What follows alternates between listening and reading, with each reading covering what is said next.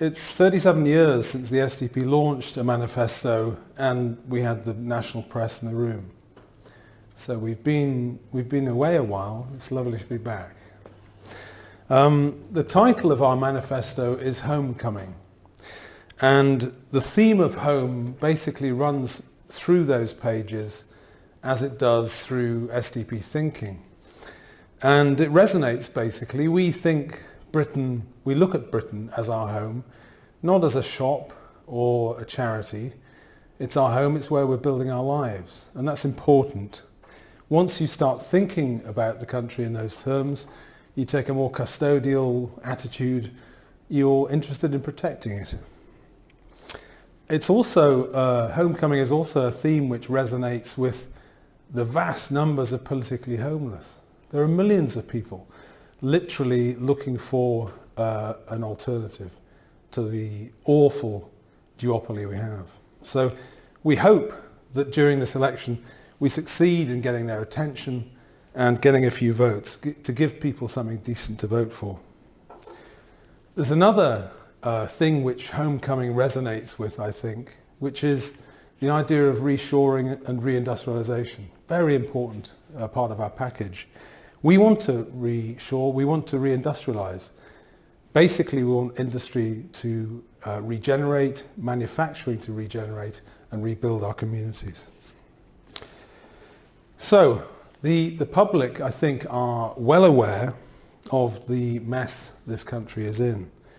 The government can't balance its budget, can't control its national border, can't satisfy our energy needs, and despite record taxation, can't run decent public services.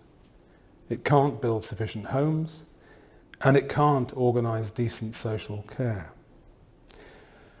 But there's also a broader point, I think, which Social Democrats are concerned with, and we must face it, actually. We've become a very fractious and divided society. Some get rich and others go hungry. It's not acceptable. Now, our job as a political party is to find solutions to these things, and that's exactly what we've done in this manifesto.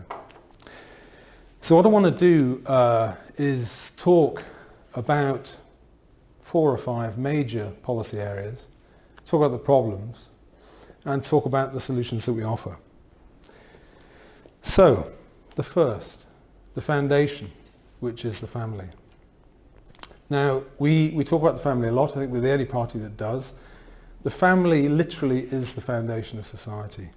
It's the place that we learn to be part of society and learn to raise responsible adults.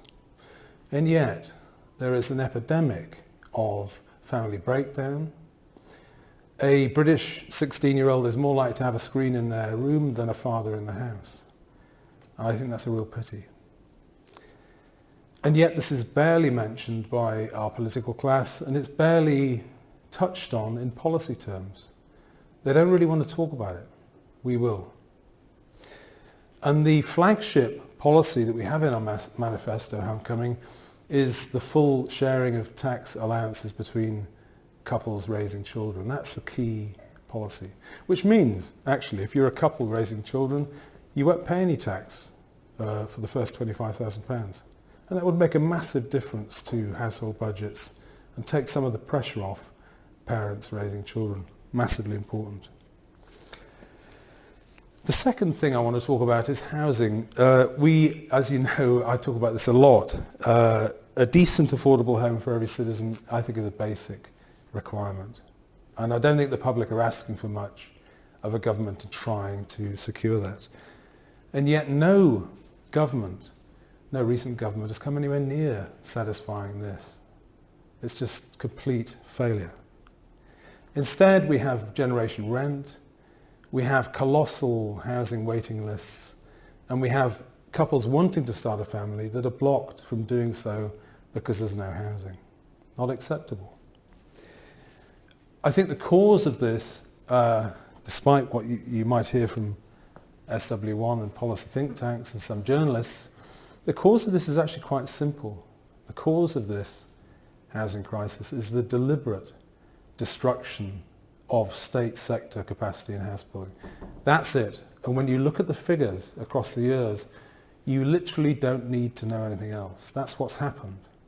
The state used to outbuild the private sector. 1970 was the last year that took place. So, if that's the cause, what is the solution? Well, the solution is to get the state back in the business of building houses at scale. Now, when I spoke to the policy team about this, I asked for three things. I wanted the entities to do it, I wanted the resources, and I wanted the powers, and I got all three. So the SDP is serious about this. We offer the strongest housing policy of any party in the country. We will create housing development corporations that have the capacity to train people, to acquire land and build houses in every single county in the country. That's what we propose.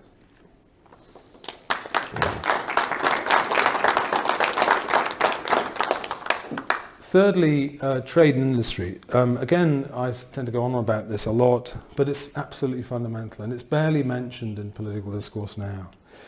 Public services, all public services, the NHS, social care, transport, housing, education, all of those public services rest on the tax base. That's just a reality. It's the quality of the tax base that matters in this respect. And it's the terms of trade that your economy has that will determine that in the long run. A fundamental point is that you can't tax a loss. You need a very, very vibrant private sector. You've got to have that. If you don't have that, you don't have decent public services. This is the key message of the SCP's unique social market vision. The private sector and the public sector are not competitors. They are complementary parts of the same society. That's the image, that's the vision that we offer, and it's correct. And again, I slightly tire of our modern political class who won't address this. The trade gap is not mentioned now. If you look at the 1960s and 70s, it was mentioned all the time. The trade gap is not mentioned at all. It's as if it doesn't matter. It really does matter because it's beggaring the country. We've got to deal with it. The four fundamentals that we have, the fundamental problems that we have, the economic problems, that we save too little, we spend too much, we produce too little, and we consume too much, they aren't mentioned either. This crosses over into being a cultural problem because if we can't face up to this, we're not going to deal with the problems. When I think about this, I often think about Sheffield just down the road, and I think it provides a superb example of the problem. Now, Sheffield in the 1970s had 70,000 steel workers. It's now got 70,000 students. Nothing wrong with students, but the difference is that those steel workers produce an economy based on production. And the students' economy is based on debt. Because two out of the three sources of student income is debt, basically. Government debt and student debt. We're creating a Ponzi scheme. We need to wake up to it. So the solution is to reindustrialize, to take trade seriously, to take productivity seriously, and to reduce the trade gap. The detailed proposal for this is in our manifesto, chapters 7, 8 and 9. 3 chapters on this, basically. But I think you have to deal with this. You first have to elect people that are A, aware of it, and B, will actually do something about it. And that's what the SDP is. Number 4, immigration and borders. Theoretically, this is the immigration election. We'll see. But what I would say is that a nation without a border is not going to be a nation for very long. And it's clear that the establishment parties have no way of dealing with the Channel migrant crisis. The Tories' Rwanda scheme is basically a publicity stunt. And it's a publicity stunt that has failed and is failing. Labour's policy of rapidly granting asylum to the backlog, I think is possibly even worse because it will obviously incentivise the flow even more. The solution to this problem is to change the incentives. And I don't blame asylum seekers for coming across the Channel, because actually the deal is if you pay €5,000, you're almost certain to get permanent access to the British social wage. That's that's a wonderful bargain. I don't blame people wanting it. But we've got to change the incentives or we won't cure the problem. But more broadly, in terms of immigration, legal immigration, obviously I think I've talked about this at length. This has become a drug. It's become a drug to cure, as a short-term fix, labour market problems and training problems. And like any drug, the dose goes up and up and up. And to run an immigration system now, which the Tories have done, where you import 1.2 million people gross, that is insane. That is absolutely insane and out of control, and it's reckless. And I talk about housing a lot, but you won't solve the housing crisis if that continues. You literally can't. It's not an opinion, it's mathematics. And I've always been concerned about the open labour market in the EU. I've always been concerned about mass migration from the point of view of the British worker. And I think it has three economic effects. It disincentivises training, it suppresses wages, and it has another effect, which is it discourages capital formation. When you can just turn on a tap of labour, you're not going to invest in capital. I think if we're truthful, it's actually a form of human quantitative easing. I think we need to wean ourselves off this drug, and we have the policies to do so, to return to moderate migration. And I want to make one final point on this, which is a point which politicians don't want to address, won't address pretty much. And it's a wider point about cultural sovereignty and social harmony and trust. I think any normal person would look at migration policy now and would say that the governing class, the ruling class, actually want to balkanise the country. We have very large populations of relatively unassimilated migrants, and I think the present policies of the government to run migration at 1.2 million, I always think of Sergeant Wilson, he'd say sort of, is that terribly wise? I just don't think it is. Basically, I don't think it is. And I think most of us know it isn't. So, and I think it reveals something very deep about the people that govern us. And it gets back to this home or a shop question, which we talk about a lot. I think the people that govern us in this respect on legal migration policy view this country not as a place with a heritage and a past and a community. They view it as a shop. And they view migrants as econs, as units. And I think that's not acceptable. We're not an economic zone. This isn't a landing strip, it's our country. Fifthly, utilities and railways. A major plank of our proposals. I've written down here, what a mess. Because it is a mess, isn't it? And I think people know it's a mess. The water companies, our water industry has been flogged off. Major mistake by the Thatcher government. Labour did nothing about it, perfectly content with it. But, entities like Thames Water are now owned by, effectively, foreign banks and sometimes foreign states. And what have they done? They've loaded these companies with debt. They've used them as debt mules. Some of the tranches of debt that Macquarie put on Thames Water are eye-watering, outrageous, really. And the profits from these companies are siphoned abroad, which wrecks our balance of payments. This is madness, and it's not supported by the public.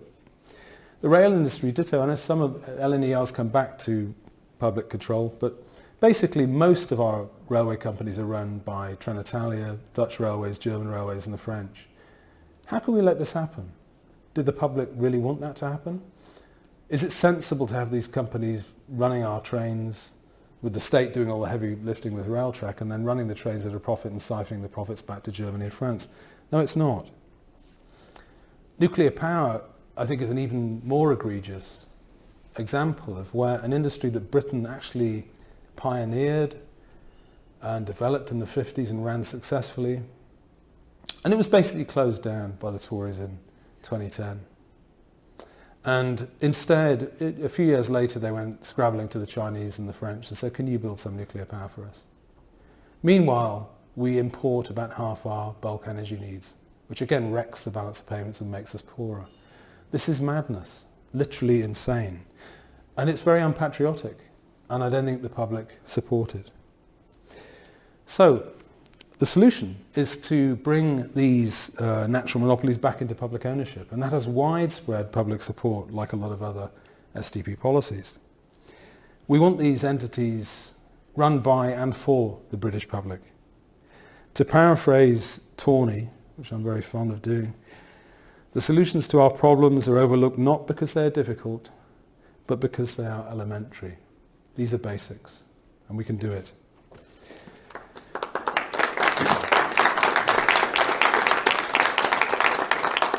Now, before we let two very good parliamentary candidates speak, and before we go to questions, I want to make one final point. And it's a very important point, and it distinguishes the SDP's approach to politics and the other parties. A constant theme of SDP thinking is that most of our difficulties actually have cultural roots. The vast majority of them do. And if nothing can be done about the cultural causes of these problems, nothing can be done about anything else. So in this respect, we can build houses, we can invest in industry, we can procure nuclear power, and we can defend our national borders, but only if you elect people that actually want to do these things. That's the key point. I think, finally, I probably am actually the happiest party leader in the country, and there's a reason for that. The reason is that most people agree with us. Our job in this election is actually to get our message out to the public so they can find out of us and vote for us. I've always talked about the SDP's development and resurgence as a long march. I think we have the boots that will take us to the top of the mountain, but only if we keep on marching and walking, and I'm sure we will. Thank you.